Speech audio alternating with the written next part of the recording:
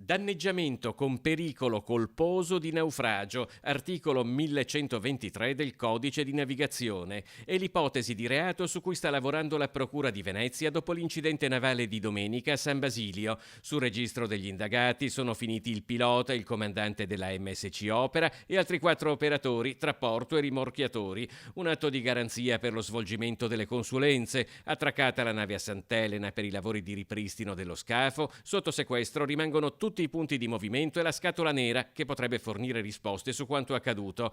Altre risposte sono quelle che si attende il deputato veneziano Nicola Pellicani, che ha presentato un'interrogazione urgente al ministro Toninelli.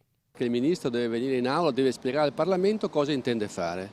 Cioè, da quando è ministro, cioè da un anno, non ha detto nulla su questo tema, se non ha lanciato la palla sempre avanti facendo annunci e rinvii. L'ennesimo rinvio l'altro giorno dicendo entro giugno la soluzione. Ma quale soluzione? La soluzione, condivisa da Comune, Regione e Porto, è datata a novembre 2017, data dell'ultima riunione del Comitatone, adeguamento del canale Vittorio Emanuele e approdo a Marghera. Al governo, sottolinea Pellicani, c'era il centro-sinistra e da allora sul Comitatone è calato l'oblio.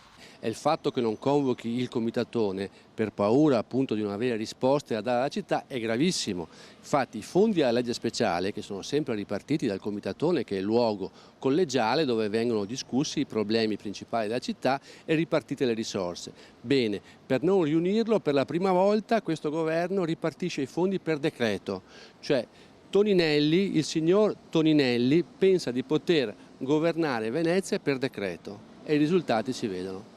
L'ipotesi Chioggia lanciata dal ministro Toninelli è secondo Pellicani impraticabile.